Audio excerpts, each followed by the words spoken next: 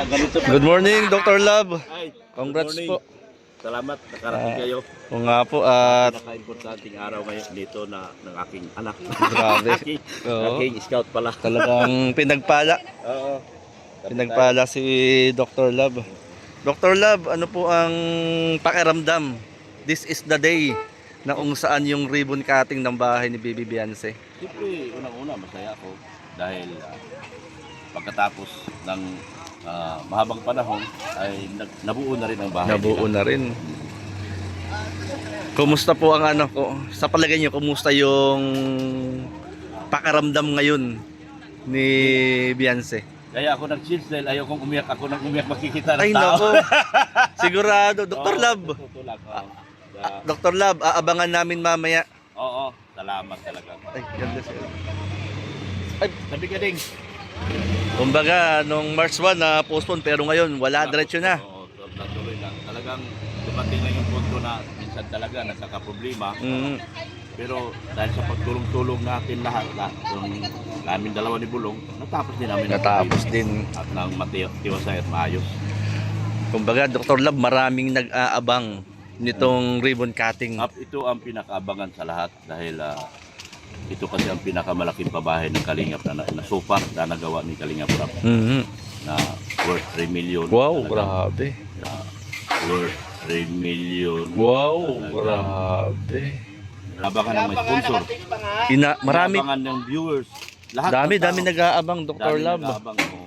Excited talaga ang lahat. Oo, totoo yan. Kasi masasaksihan, makikita ng lahat ang kamanghamanghang bagay. Totoo yan. At balita ko, Dr. Love, mamaya andito si Gob. Narinig ko sa pag-uusap namin ni Kuya Bal dahil nag-request nga ng tent. Ewan ko, wala ko yung Ayun, si Kuya Bal, oh. may sinabi yun sa akin. Ewan ko, kung hindi pa dumating, slide ko na lang. Kumbaga, so abangan, Dr. Love. Abangan. Napainggan ko, Dr. Love, marami daw pasabog. Yun ang gusto ko rin marinig. Oo. Yung pasabog. yun yung kaabang-abang, Dr. Yun ang Love, ano? kabang doon. Yung pasabog. Yung mga pasabog ngayon, sana mabiyayaan din ako ng kunting pasabog. Dr. Love, Salamat. ano po ang masasabi nyo kay Beyonce? O bilang matatawag na parang kayo ama na rin ni Beyonce, Oo. kayo yung ginamit ni Lord para makita siya, ma-scout siya at nakabilang sa Kalingap Angel at nagkaroon ng EDC. Kay Beyonce naman, naging proud ako sa kanya dahil kung ano mang nakilala ko siya nung araw at saka kung ano mang mga pinayo ko sa kanya, nasunod niya talaga. Sabi ko, yayaman ka. Isang araw rin, darating ang araw, yayaman ka. Sana hindi ka magbabago. So, dumating naman talaga, nakikita naman natin, mayaman na sila. Pero yung kanyang attitude, hindi nagbabago, ganun pa rin. Doon ako naging proud sa kanila, sa buong pamilya. Kasi hindi nila pinagmamalaki na may pera na sila, mayaman na sila. Talagang down to earth. Down to earth pa rin. Pero Dr. Love, balikan lang natin. Nung una nyo nakita si Beyonce, ano agad yung nakita nyo na mangyayari sa buhay ng batang ito? Ano lang, nung una nakita ko siya, sasabi ko, after days na interview natin, subukan kitang i-recommenda kay Kalingap at sana mapansin. Although hindi man ganun napansin agad kasi umabot ako ng part 4 sa aking vlog. Bago napansin ni Kalingap. Oo, napainggan ko nga yun nung birthday ni, ni Beyonce noon. Umabot ng part 4, bago siya napansin at nakita ni Kalingap. So, nagpasalamat talaga bro. Kasi kung ako lang ang nagpatuloy sa kanila, baka hanggang barya lang may bigay ko sa kanila. Para ayuda, kunting ayuda, tulong. Ayuda lang ako. At hindi magiging katulad ng ganito na napakaganda na ng buhay niya. Ganda ng naging resulta. Sana nakukuha sa dami niyang nakuha sponsor. Kaya nagpasalamat ako talaga ng marami na ginawa siya ni Kalingap. Pero Dr. Love, kumbaga nabanggit nga ninyo 4 na beses na kayong nag-attempt. Pero hindi kayo sumuko. Hindi ako sumusuko. Kumbaga always think positive pa rin. Think positive lang ako. Sabi ko lagi sa kanya, tiyaga lang, tiis lang.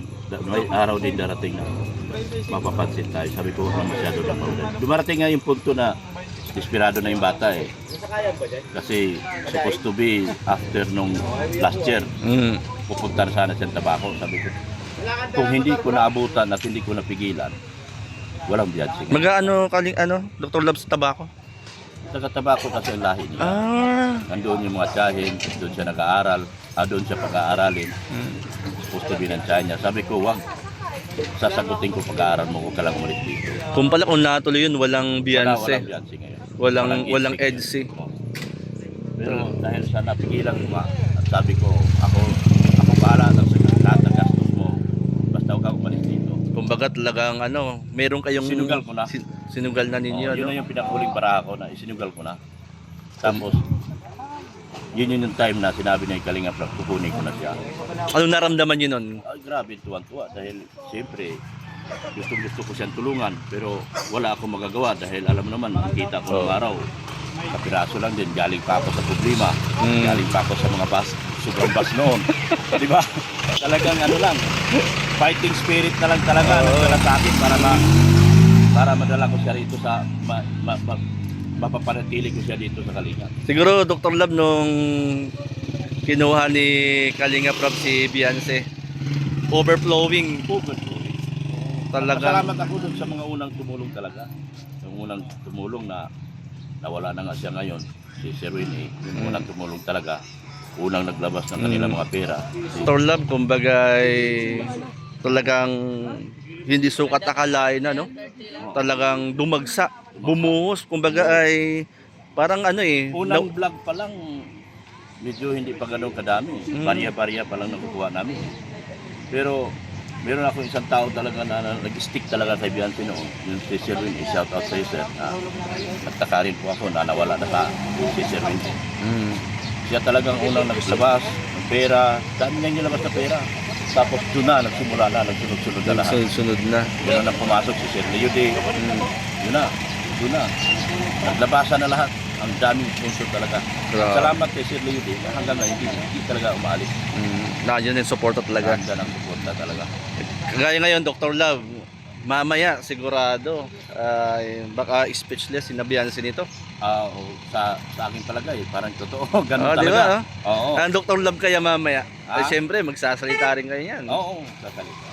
Dr. Love, kayo po nung birthday nga ni Beyonce, nung kayo nagsalita, hindi na kayo nakapagsalita gaano dahil sumabog na rin ang inyong luha. Parang ganun din ngayon.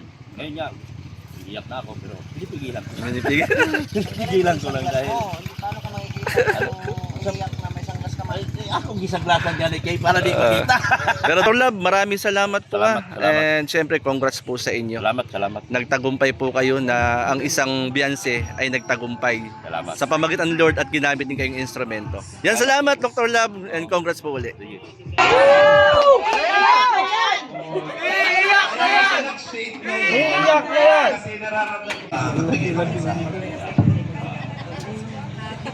Sa ating mahal na gobernador, sa kanyang mga kasamaan, hindi po, sa ating po sila kilala, pero magandang gabi po sa kanilang lahat. Napakabuti po kanilang puso at kalooban na sa simpleng ribbon cutting na ito, sila po ay dumalo. So nagpapasalamat po ng marami ang buong Team Kalingap.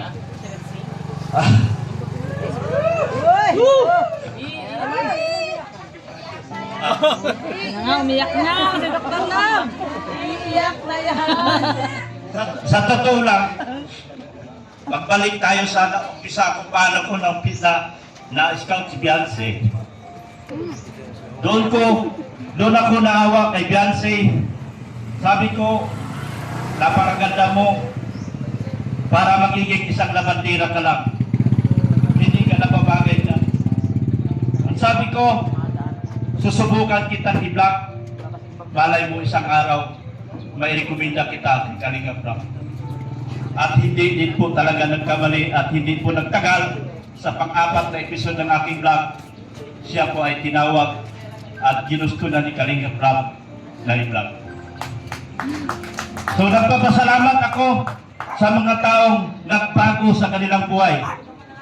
Walang iba yan, kundi si Kalinga Prab, my idol, Kuya Bal, Ate Edna, at sa lahat ng kay Ma'am Jack Tapia at sa lahat ng buong Kalingap.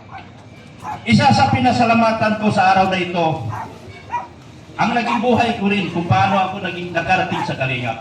Yan. Dati, pumunta ako ng daig, walang-wala, hindi ko alam kung anong plano. Ang asawa ko ayaw maniwala, yung anak ko, kaaway ko. At sa ngayon, sa tulong ng Team Kalingap, nabuo ko muli ang aking pamilya. Iyak naman ako, doktor. Ang isa sa nagugustuhan ko, Ay, si mami pala to. ay ang aking anak, Iyak ka na si Mrs. Lot sumunod pala. na rin yata sa aking apa. Tanong araw, ayaw niyang maniwala dahil sobrang galit niya sa akin. Dahil nga tayo ay nagubog sa bisyo, nagubog sa hindi ka nais-nais na gawain. Pero sa bandang ulit na pagkawan niya tayo. At maraming salamat talaga kay Kuya Bal, kay Atita, kay Kalingap Lab. Dahil sila po ang nagbago sa buhay ni Dr. Lab. At maraming salamat din po sa buong pamilya Batalero na sana mula noon hanggang ngayon hindi sila magbabago, magiging katulad pa rin sila ng dati. Napakamat matatawag natin sila ay milyonaryo na. Maraming salamat po sa inyong lahat. Hindi ko na po pakahabaan. Baka maubos ang luha ko, kunti na lang inipon ko dahil kagabi pa ako umiiyak. Salamat po ng marami sa ating mga panahon.